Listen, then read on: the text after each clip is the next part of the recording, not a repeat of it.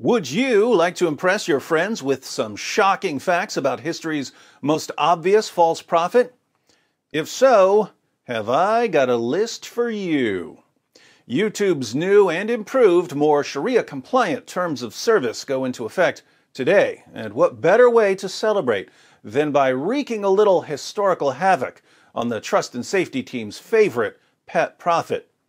There are different kinds of facts about Muhammad. Facts about how dumb he could be, facts about how violent he could be, facts about how deceptive he could be, facts about how incredibly white he was, facts about how many slaves he had and what he did to the ones with vaginas and so on. But right now, you're going to learn my top 5 most disgusting facts about Muhammad. These are things that make you go, hey. Things that make you go, oh, am I right or am I right? Things that make you go, I think there should be some sort of reward for people who can make it through all 5 facts without vomiting. How about bragging rights in the comments section? Side note to the Muslims who are watching, I would love to see you explain fact number 1.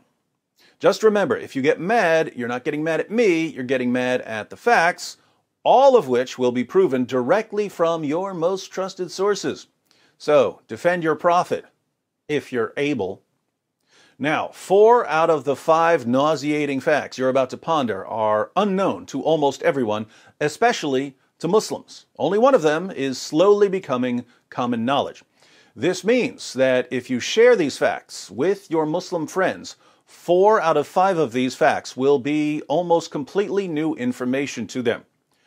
I would have liked to have this entire video be unfamiliar facts about Muhammad, but as much as I wanted to shine a light on Muhammad's secret pile of dirty laundry, I couldn't leave one somewhat well-known fact off the list.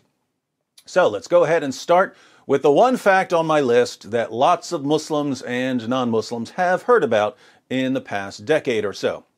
The number 5 most disgusting fact about Muhammad is Muhammad had sex with a prepubescent 9-year-old girl. We've been through the passages on Muhammad's relationship with Aisha 100 times, but just in case someone recently arrived here from the Andromeda Galaxy, let's read one. Sahih al-Bukhari, 5133. Narrated Aisha that the Prophet wrote the marriage contract with her when she was 6 years old, and he consummated his marriage when she was 9 years old, and then she remained with him for 9 years, i.e. till his death. The Muslim sources report that Aisha was playing on a swing when some women came to get her and take her to her husband. She was carrying her dolls as they led her to Muhammad's house, and we know how things must have unfolded once she got to his house. Clearly, he laid her down, took away her dolls, climbed on top of her, and forced his penis inside her. She didn't understand what was happening because no one bothered to tell her about sex. Frightened and confused, she cried because of the pain and bled all over her prophet's bed, but she tried to remain quiet out of respect for her new husband, who, in return, was endangering her life. Muhammad was more than 50 years old when he forced his penis inside his prepubescent 9-year-old child bride. But don't let that keep you from believing that he is, according to Surah 33, verse 21 of the Quran, a beautiful pattern of conduct. Glad we could get that one out of the way. Now for some fun. The number 4 most disgusting fact about Muhammad: Muhammad encouraged his followers to suck on each other's fingers. Islam is the only religion I'm aware of that promotes finger sucking. Sahih al-Bukhari, 5456. Narrated Ibn Abbas, the Prophet said, "When you eat, do not wipe your hands till you have licked it or had it licked by somebody else." Sahih Muslim, 5294. It was narrated that Ibn Abbas said, "The Messenger of Allah said, when one of you eats some food, let him not wipe his hand until he has licked it or had it licked." Why did Muhammad want his followers to lick their fingers and to lick each other's fingers? He tells us, Sahih Muslim 5300, It was narrated from Jabir that the Prophet enjoined licking one's fingers and wiping the plate, and he said, "You do not know in which part the blessing is." Muhammad goes through this in other passages. Long story short, Allah hides a blessing somewhere in your food, but you don't know where the blessing is hidden, so you should lick your fingers. If you want someone else to have the blessing, you tell him to lick your fingers. You'll be doing him a favor. You definitely don't want to simply wipe your hands on a napkin, because then the blessing will be on the napkin and Satan will steal it. Now, if you don't know much about how germs spread and why it's a bad idea to be sucking on other people's fingers, no worries. I promise you that by the time we get through fact number 2 and fact number 1, you'll understand perfectly why you should never, ever suck on another man's fingers. But before that, we have the number 3 most disgusting fact about Muhammad. Muhammad swapped spit with little boys. In Bukhari's Al-Adab al-Mufrad, 1183, we read, "It is related that Abu Hurairah said, 'I never saw Al-Hasan without my eyes overflowing with tears. That is because the Prophet, may Allah bless him and grant him peace, went out one day and I found him in the mosque. He took my hand and I went along with him. He did not speak to me until we reached the market of Banu Kainuka. He walked around it and looked. Then he left and I left with him until we reached the mosque. He sat down and wrapped himself in his garment. Then he said, 'Where is the little one? Call the little one to me.' Hassan came running and jumped into his lap. Then he put his hand in his beard. Then the Prophet, may Allah bless him and grant him peace, opened his mouth and put his tongue in his mouth. Then he said, 'O Allah, I love him, so love him and the one who loves him.'" According to another hadith, Musnad Ahmed 16,245, Muhammad would suck on the tongues and lips of little boys. But fear not, he also guaranteed that if he sucked on a boy's tongue or lips, that boy's tongue or lips would never be tormented by hellfire. Creepiness factor 1,000,000. Now, if you're wondering whether you should let someone like Muhammad suck on your little boy's tongue, you should probably think carefully about the next fact. The number 2 most disgusting fact about Muhammad: Muhammad would have sex with 9 women and girls, but only take 1 bath. Sahih al-Bukhari, 5068.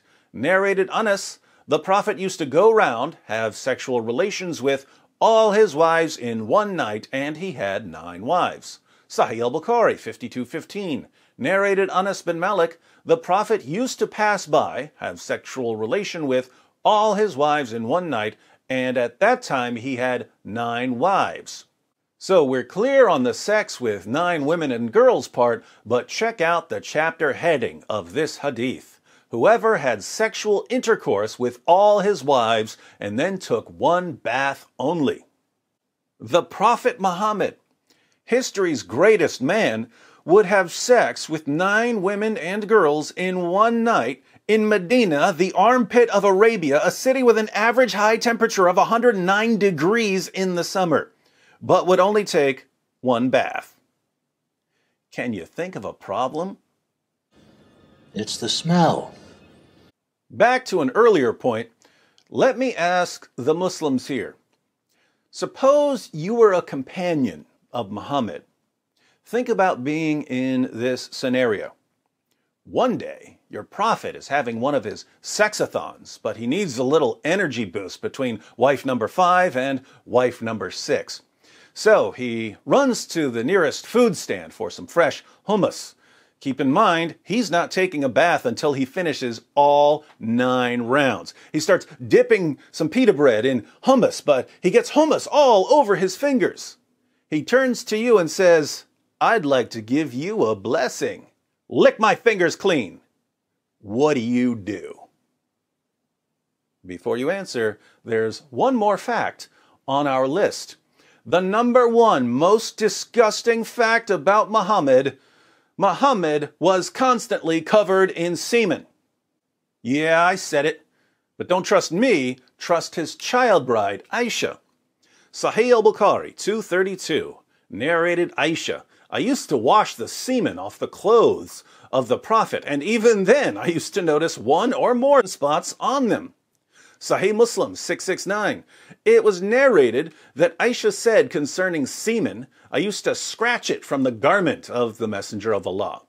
Sunan Ibn Majah 537.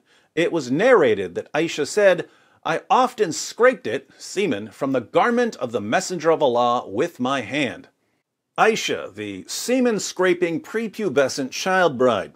In Islam, she's called the mother of the faithful. Sahih al-Bukhari 230. Narrated Sulaiman bin Yasser, I asked Aisha about the clothes soiled with semen.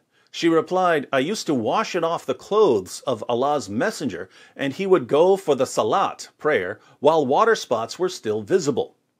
Muslims of the world, why was your prophet always covered in semen? Let me give you the benefit of the doubt and assume that it was his semen. Why was your prophet always covered in his own semen? Masturbation wasn't allowed, so that wasn't the source of the semen. Coitus interruptus was frowned upon, meaning that he wasn't allowed to pull out of his wives or sex slaves. So where was all of this semen coming from? The most charitable conclusion here, if I'm being very, very generous, is that Muhammad must have used his garment, even the garment he would wear to the mosque, as a rag to wipe off his prophet penis after having sex. That's the nicest conclusion I can draw. Trust me, the other conclusions I can draw are much, much worse. Being as charitable as possible, because I'm a charitable kind of guy, I can only conclude that your prophet would have sex with 9 women and girls in a single night, use his own clothes to wipe off his private parts and possibly his wives' private parts after each round, take 1 bath after the entire 9 rounds, and not wash his clothes. Then he would put his clothes on and get ready to head to the mosque. And Aisha, the semen-scratching child bride, would see the semen stains all over him, so she would stop him and try to scratch off or wash off as much as she could.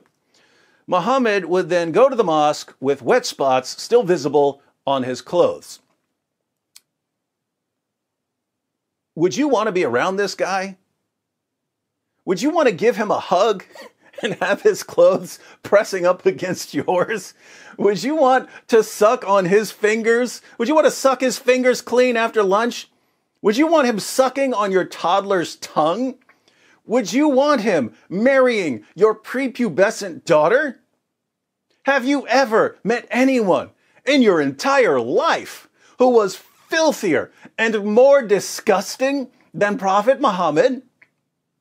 If you're feeling a little nauseous right now, I've got a trick that will make you feel better in just a moment. But before Dr. Wood cures your nausea, be sure to subscribe and click the bell for notifications. I'm not on Facebook or Twitter, so please share this video on other platforms. As always, I'm not stingy with my content, so feel free to mirror my videos on your own channels. If you'd like another way to support the channel, you can click the join button to join the Boom Squad. There are other ways to support in the description box. In the comments, let me know if there are any other disgusting facts about Muhammad that I should have included on this list. If you're a Muslim, be sure to share with us how you reconcile your conviction that Muhammad is a wonderful moral example with the facts I've presented. Facts you're hearing for the first time, because, let's face it, your imams don't tell you this stuff. All right, Dr. Wood to the emergency room for a mass outbreak of nausea. What's the remedy for stomach problems? Everyone who's been following my channel, all together now. Camel urine. Muhammad's miracle magic cure-all for stomach ills was camel pee. Of course, Muhammad told his followers that if you drank his urine, you'd never have an upset stomach again. Maybe I need to turn this into a top 10 list.